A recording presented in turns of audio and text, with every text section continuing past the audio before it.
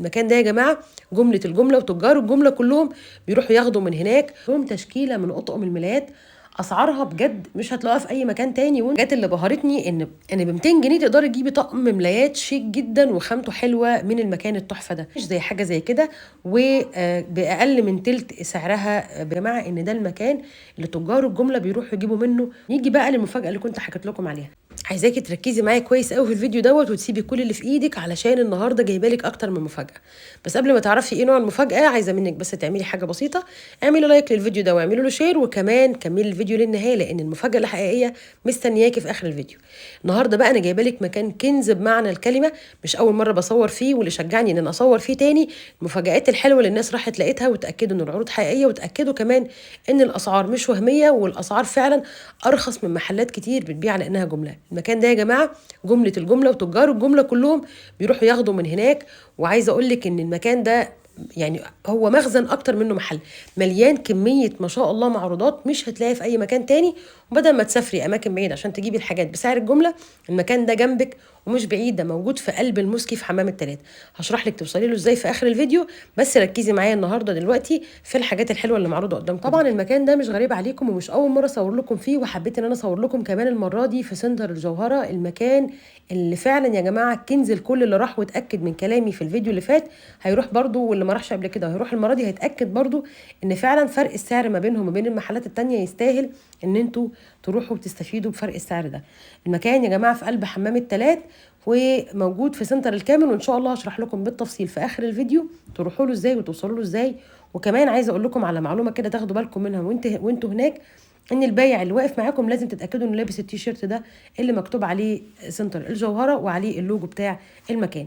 تعالوا بقى نستعرض مع بعض المكان اللي ما شاء الله اللهم بارك ربنا يزيدهم يا رب، مليان منتجات من جميع الماركات سواء مصري او تركي او اسباني. يعني هتقدري تجيبي من هناك اللي يناسب امكانياتك، وكمان اللي على قد ايدك هتقدري تجيبي بيه احتياجاتك.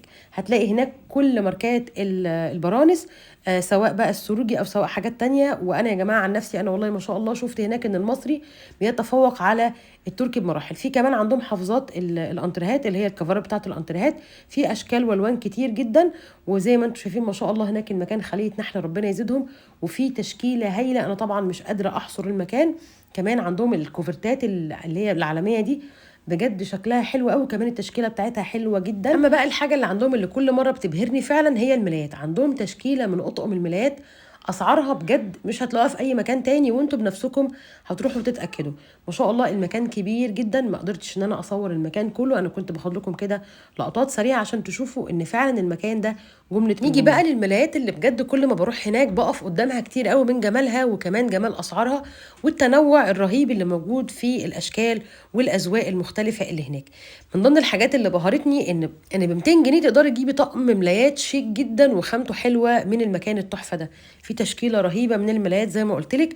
واللي فاجئني كمان ان في ملايات هناك شفتها اطقم شيك قوي وعاليه قوي، كنت متخيله انها تركي، وكنت متخيله ان سعرها، طبعا انتوا عارفين سعر التركي عالي، بس لما سالت على سعرها اتفاجئت انها مصري، وان الفينش الحلو قوي ده والخامه العاليه دي مصري. واتفاجئت بقى ان سعرها باقل من نص ثمن التركي، يمكن كمان باقل من التلت. تقدري تجيبي حاجه فخمه جدا ما تفرقش عن التركي في حاجه، بل بتتفوق عليه في الخامه والفينش زي حاجه زي كده، وباقل من تلت سعرها بالنسبه للتركي.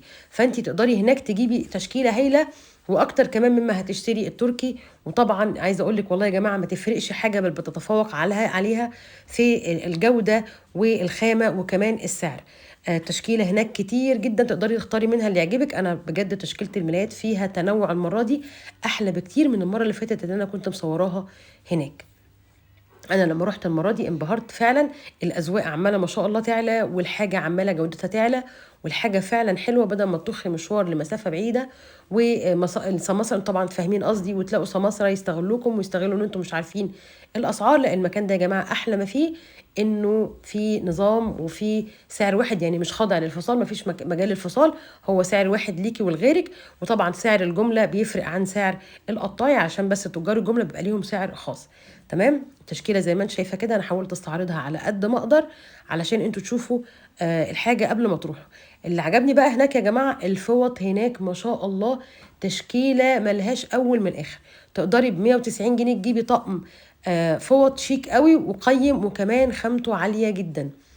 طبعا انا حاولت على قد ما اقدر اعمل لكم حصر كده للمكان وللموديلات اللي موجوده هناك، بس والله يا جماعه الموضوع مرهق جدا، فما كانش ينفع اصور كل اللي موجود هناك. انا حاولت اصور لكم عينات كده من الحاجات اللي موجوده هناك، وباكد يا جماعه ان ده المكان اللي تجار الجمله بيروحوا يجيبوا منه، وانتم شايفين ما شاء الله التنوع الرهيب اللي موجود هناك اهو. هتلاقوا هناك بالمناسبة، هتلاقوا هناك الفوط التركي برضو والمصري زي السروجي وزي غيرهم، خامات عالية جدا. انا بصراحة كل ما بروح هناك بنبهر ايه الحاجات الحلوة التحفة اللي فعلا احنا بنعملها وبنصدرها للخارج دي.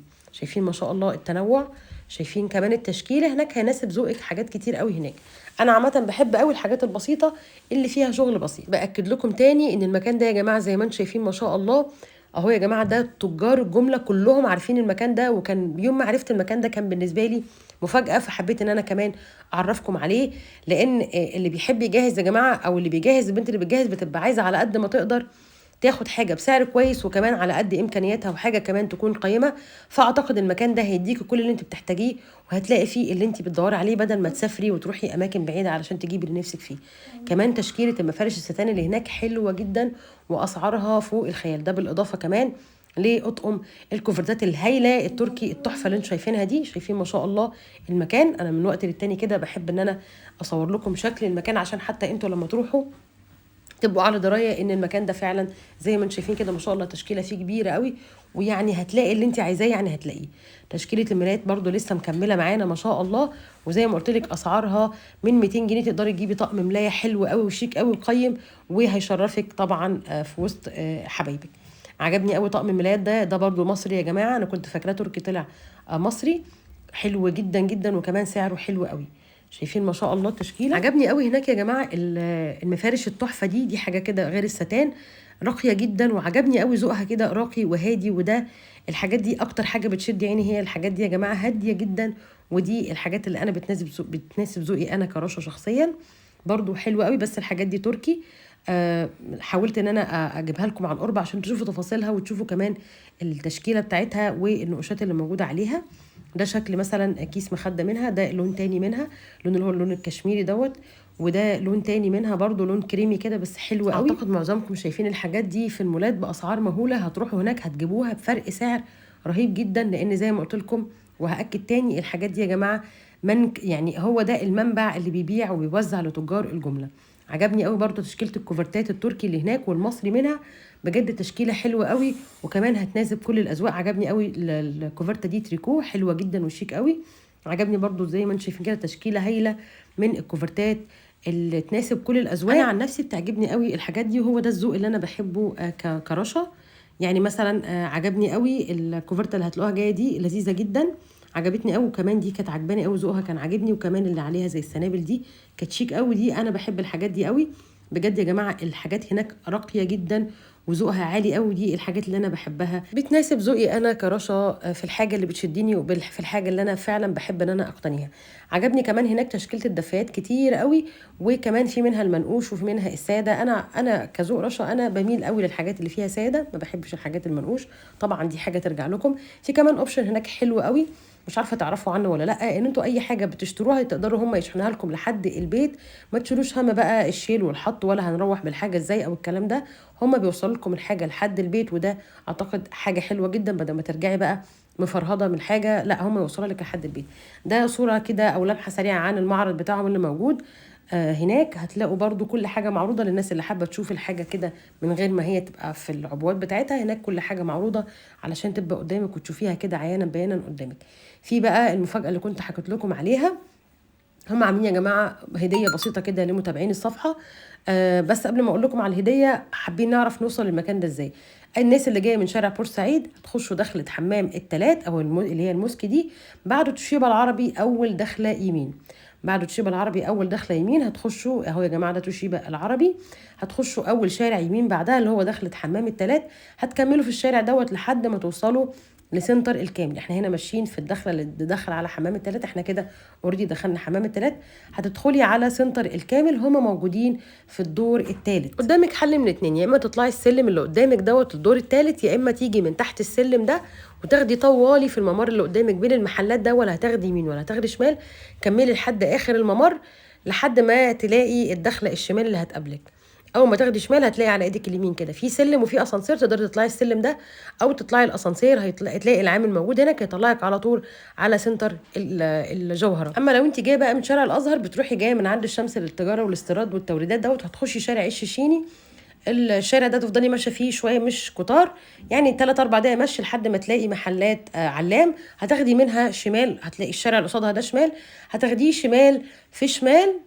بصي في يمين، ركزي معايا كويس قوي لحد ما تلاقي الاسانسير اللي قدامك ده. كده كده هتلاقي عمال المكان موجودين هناك بالتيشيرت الاحمر بتاعهم اللي مكتوب عليه سنتر الجوهره. هتطلعي في الاسانسير هتلاقي ما شاء الله التشكيله اللي قدامك دي يا جماعه اللي انا استعرضتها معاكم في اول الفيديو. نيجي بقى للمفاجاه اللي كنت حكيت لكم عليها، وهي ان في 15 طقم ملايات هديه لمتابعين الصفحه عندي.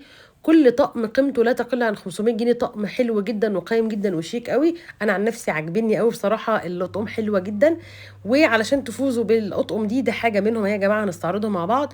علشان تفوزوا بالهديه القيمه دي هتعملوا 3 حاجات ابسط من بعض. اول حاجه هتعملوا طبعا لايك للفيديو دوت، وهتعملوا منشن ل10 من اصحابكم، وهتعملوا شير للفيديو دوت على صفحاتكم على الجروبات المختلفه. وبعد كده هنختار ال 15 اللي فازوا وهنبعت لهم الهديه لحد البيت، والاختيار هيكون من خلال ان احنا هنختار الناس اللي هم فعلا التزموا بالشروط.